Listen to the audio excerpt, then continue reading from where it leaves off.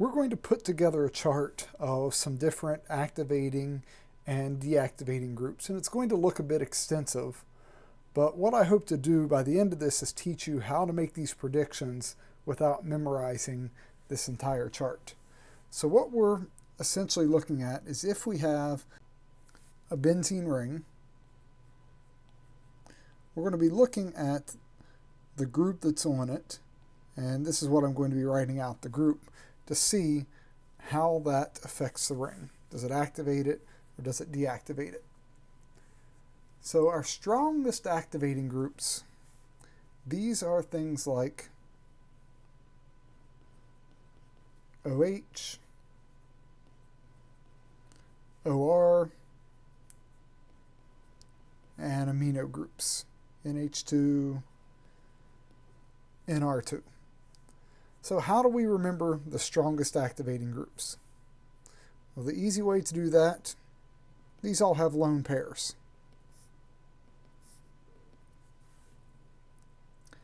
Our moderate activating groups are similar. So here's a couple of moderate activating groups.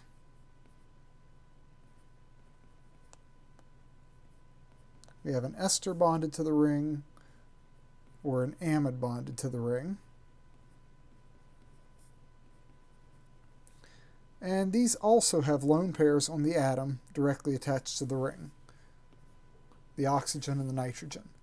The reason that these aren't as strong at activating,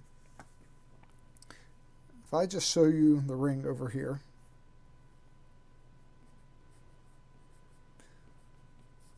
what makes an OH activate the ring? It's because these lone pairs can donate into the ring through resonance. That's giving extra electron density and extra nucleophilicity to the ring. In these moderate activators, the lone pair can still donate into the ring, but the lone pair is also sort of tied up in resonance with the carbonyl. So we'll just say the lone pair is not quite as available.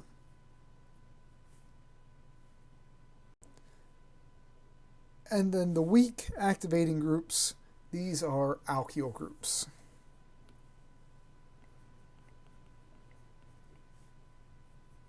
So just things like having maybe a methyl group on the ring or an ethyl group, something like that. The reason behind this is the fact that the sp2 carbon of the ring is a little bit more electronegative than the methyl group or the sp3 carbon. So for that reason, this group will donate inductively into the ring. And we're going to talk about these inductive and resonance effects in detail. Right in the middle is just benzene. That's just when you have a hydrogen on the ring. Now we go to our deactivating groups. These are groups that will cause the electrophilic aromatic substitutions to go slower than benzene. The weak deactivating groups are the halogens, F, Cl, Br, and I.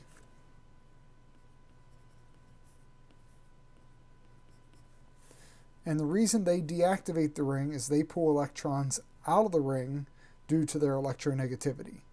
So they're withdrawing groups. The moderate deactivating groups are carbonyl groups.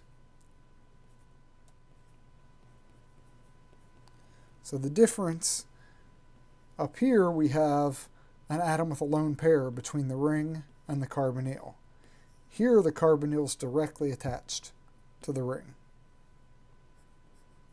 Why does that matter? Let's draw an example. What happens is, with this carbonyl being directly attached, it pulls electrons out of the ring.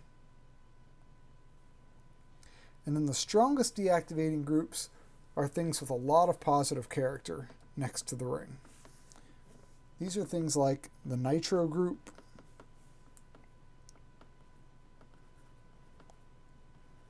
a positive charge on a nitrogen, Nr3+, cyano groups, and sulfonic acid groups. So in terms of the rate of reaction, as you go up this list, the reaction is going to occur faster. Now, with these groups, we can also use them to predict the regioselectivity. In the case of the activating groups, they're pretty straightforward. They are all orthoparadirectors.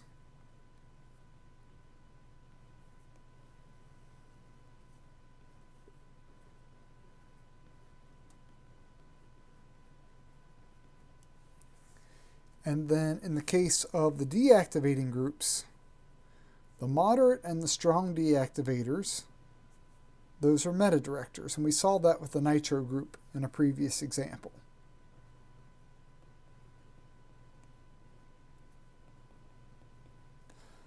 The halogens, however, have kind of an identity crisis. So they do slow the reaction down, but kind of like these activating groups up here, the halogens do in fact have lone pairs. So there's some resonance donation, some inductive withdrawal. So for this reason, even though the halogens do slow the rate of the reaction, the halogens are orthoparadirectors.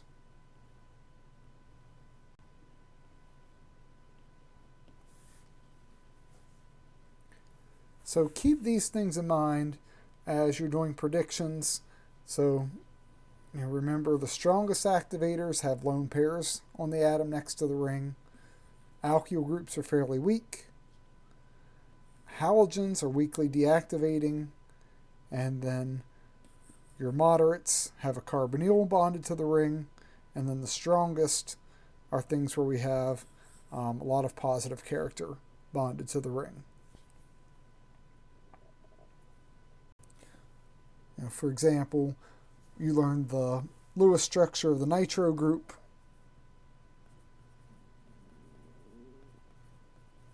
In that Lewis structure, the nitrogen actually bears a positive charge. So that's why that's such a strong deactivating group. Likewise, the Cyano group, it has a strong dipole toward the nitrogen, giving that carbon a lot of positive character. So those are things that you want to look for.